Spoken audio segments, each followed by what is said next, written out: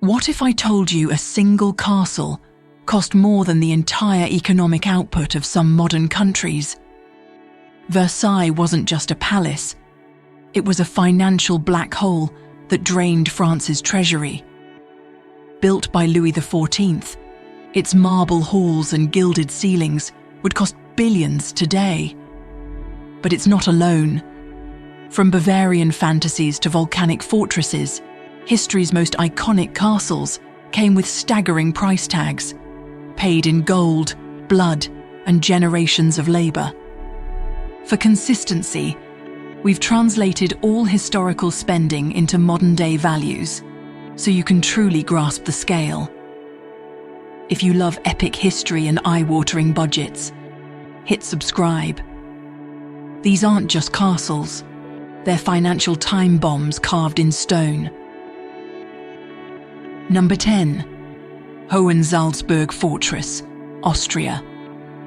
Hoen Zaldsburg Fortress dominates Zaldsburg from 400 feet above, its massive stone walls a testament to 9 centuries of planning and investment. Built in 1077 by the Prince Archbishops, it was financed through heavy salt taxes and tariffs on goods crossing the city. Revenues extracted from miners, merchants and peasants. This system funded near-continuous upgrades, making it one of Europe's largest intact medieval castles. Every expansion demanded extraordinary labor. Workers, many conscripted, hauled sandstone blocks up the mountain without machinery. Over time, the fortress evolved from military outpost to lavish residence, featuring a mechanical organ with silver pipes installed in 1502 by German craftsmen. The Archbishop's brilliance wasn't just architectural, it was economic. They shifted the burden of upkeep onto the population, preserving their own wealth while securing the fortress's dominance. Modern estimates place the cumulative cost above $300 million. Hohensalzburg never fell to attack. Its survival owes as much to financial engineering as to stone and mortar. The fortress stands as a lasting reminder that enduring grandeur often comes at a hidden price, paid not just in gold, but in labor and sacrifice. Number 9. Conwe Castle, Wales.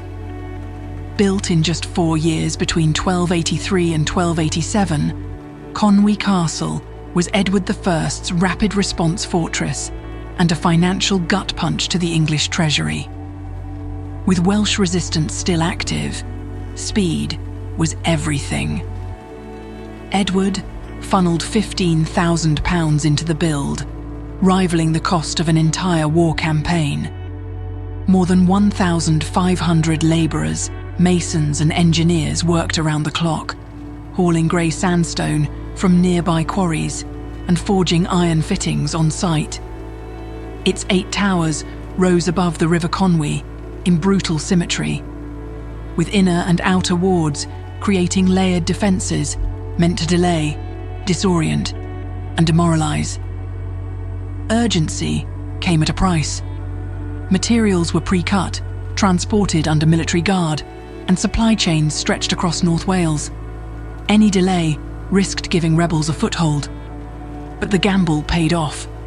Conwe wasn't just a fortress, it was a message. Swift, unyielding and royally funded. Though never fully completed, it stood for over 700 years.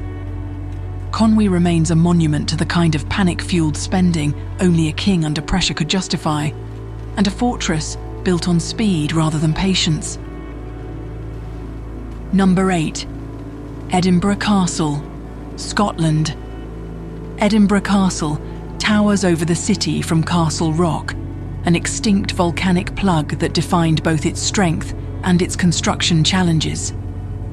Building atop steep basalt cliffs meant every stone had to be hauled up by hand, adding massive labour costs to every phase of construction.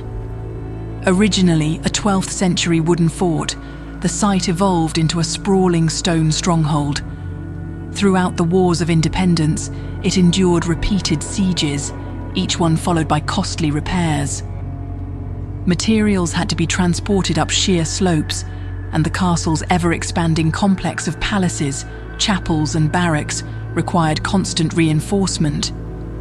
Even peacetime brought expenses. The daily firing of the 1 o'clock gun, a tradition since 1861, still consumes resources. Today, medieval-style stonemasons work full-time carving replacements for weathered blocks. The cumulative cost, including centuries of damage, upgrades and conservation, is estimated in the high hundreds of millions. Yet the investment paid off. No invading force ever held the castle for long. Edinburgh didn't just protect a city, it became Scotland's stone-carved identity. But not every ruler relied on natural cliffs. Some reshaped entire mountains to impose their will. Number 7. Karnafan Castle, North Wales. Edward I's vision for Karnafan Castle was bold: project English dominance through imperial architecture. Built between 1283 and the 1330s, its striped stone walls and polygonal towers mimicked Constantinople's grandeur, linking English rule to Roman legacy. The castle cost £25,000, a massive share of the Crown's annual revenue. But this wasn't just military spending, it was psychological warfare. Stone came from distant Welsh quarries, hauled to the site under military protection. Skilled masons and labourers from across England and Wales shaped a fortress that screamed permanence.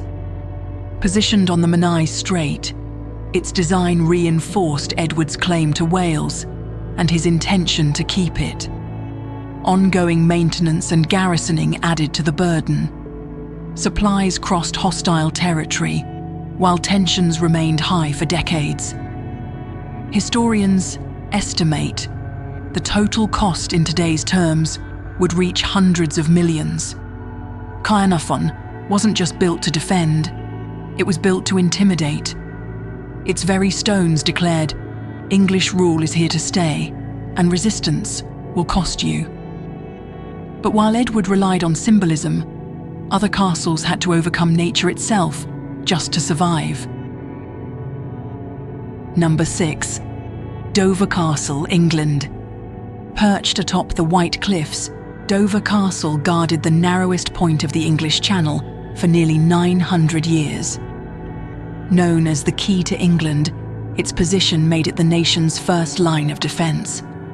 When Henry II began construction in the 1880s, he spent between £6,000 and £7,000, a massive investment at the time, building atop Roman and Iron Age ruins. That was only the beginning. Each century brought upgrades: Napoleonic gun batteries, World War II tunnels, and a vast underground command centre. The castle evolved with every threat, requiring stone from over 20 quarries across England and France. Coordinating labour and transport across that scale demanded enormous resources. Modern engineers estimate reconstruction would cost hundreds of millions. But the real value of Dover was deterrence. Its towering walls and hidden defences discouraged invasion, making enemies think twice before landing. Its expense was justified by the peace it helped preserve, a strategic investment in security. Yet while Dover relied on layered defences, other rulers channeled their wealth into architectural theatre, where the message was as important as the walls. Before we dive into the top 5, take a moment to hit that subscribe button if you haven't already. These castles weren't just built with stone, they were built with ambition, obsession, and centuries of sacrifice. And we're just getting to the most jaw-dropping examples. So if you're fascinated by the true cost of power carved into history, make sure you're along for the rest of the journey. Now, back to the countdown. Number 5. Windsor Castle, England. Windsor Castle has been under near constant construction since William the Conqueror founded it in 1070. Each monarch left their mark, adding towers, remodeling halls, or upgrading interiors, resulting in centuries of expansion and repair. As Europe's longest occupied royal residence, Windsor's cumulative cost is estimated in the billions. The 1992 fire revealed the real price of preservation. Flames gutted 115 rooms, including St. George's Hall and the Grand Reception Room. Restoration took 5 years and £36.5 million, about $94 million today. To fund it, Queen Elizabeth II contributed £2 million personally and opened Buckingham Palace to tourists. She even agreed to pay income tax, the first monarch to do so since the 1930s. Craftsmen rebuilt rooms using centuries-old techniques, guided by original blueprints and hand-woven tapestries. Preservation here isn't a one-time cost, it's perpetual. With over 1,000 rooms across 13 acres, Windsor blends medieval architecture with modern infrastructure. Generations have funded its survival, not for war, but to uphold a national symbol. Its price tag reflects not defense, but duty, a legacy of constant renewal that still echoes through its stone halls. Number 4. Himiji Castle, Japan. Himiji Castle, nicknamed the White Heron for its bright plaster walls, was completed in 1609 and stands as Japan's most iconic fortress.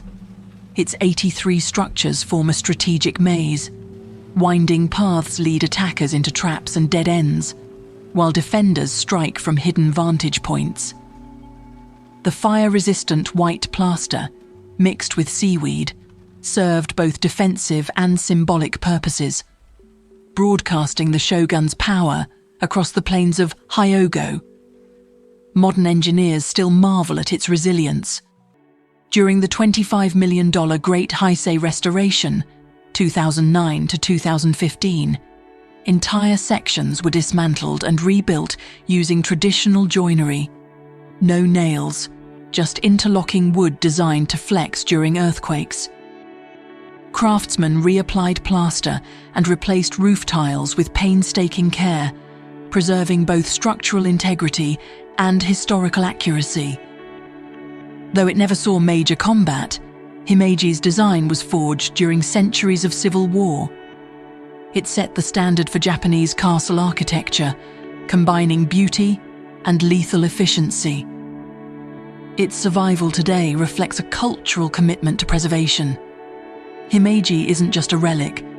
It's a reminder that even in peace, maintaining power takes precision, patience, and a lasting investment in legacy. Number 3. Neuschwanstein Castle, Germany. Neuschwanstein Castle rises from the Bavarian Alps like a dream, but its creation was a costly obsession. Commissioned by King Ludwig II in 1869 as a private retreat inspired by Wagnerian opera, it cost the king his fortune, and arguably his sanity. Roughly $50 to $60 million in today's money went into the build, funded through personal wealth and mounting loans. Every feature screamed extravagance: central heating, flushing toilets, electric bells, cutting-edge technology for the time. The remote location made logistics a nightmare.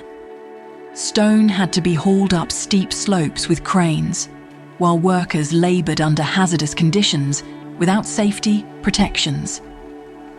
Ludwig fixated on murals, mosaics, and theatrical architecture, neglecting his royal duties. In 1886, he was declared insane and removed from power. Days later, he was found dead in a lake under mysterious circumstances. Neuschwanstein became a global icon, even inspiring Disney's Sleeping Beauty castle. Yet behind its beauty lies a darker truth. a monument to unchecked ambition and the high price of fantasy.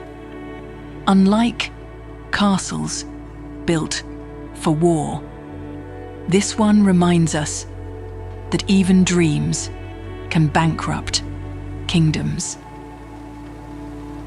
Number 2. Palace of Versailles, France. What began as a hunting lodge in 1661 became Louis XIV's masterstroke of control. Versailles wasn't just a palace, it was political strategy wrapped in marble and gold. More than 30,000 workers spent decades constructing its 700 rooms, including the dazzling Hall of Mirrors, with 357 mercury-backed Venetian mirrors. Every inch reflected royal authority. The gardens stretched over 800 hectares, requiring an engineering marvel, the machine de Marly, to pump water to thousands of fountains. Versailles consumed up to 3% of France's gross domestic product annually, with modern estimates placing its cost in the hundreds of billions. But the real toll was ongoing. Nobles drained their fortunes to stay in the king's favour, and taxpayers shouldered the burden of opulence. Versailles became Europe's gold standard for royal extravagance, but also its cautionary tale. By 1789, it symbolised the monarchy's excess. Revolution followed, and the palace that once mesmerised the world became a monument to collapse. Versailles was built to awe. But as France would learn, even the most magnificent facades can't hide the cost of excess forever. Number 1. Malbork Castle, Poland. Malbork Castle wasn't built. It was forged, one brick at a time, by generations of labour. Started in 1274 by the Teutonic Knights, this fortress became the largest brick castle in the world, covering 52 acres. Specialised kilns fired millions of bricks over decades, while masons and labourers worked in brutal conditions, many never living to see the final result. Its concentric defences were revolutionary: layered towers, inner and outer wards, and advanced drainage systems made Malbork nearly impenetrable. Every element prioritised survival. The Teutonic Order funded construction through heavy taxes and monastic revenues across Prussia, funneling enormous resources into walls thick enough to shrug off trebuchets and siege engines. Modern historians estimate its construction and maintenance would cost over $1 billion today. Yet the real cost wasn't financial, it was human. Entire generations lived and died in the shadow of this fortress, their names lost, but their labour embedded in every brick. Malbork never fell in battle. It didn't need grandeur or politics, it needed permanence. And in that, it succeeded more completely than any castle in Europe. These castles reveal a truth that echoes through the ages. The most extraordinary creations often demand far more than stone and mortar. Versailles drained a nation's wealth. Neuschwanstein consumed a king's sanity. Himiji and Dover bought security through strategy, while Malbork and Hoen Zaldsburg were funded by relentless taxation and forced labour.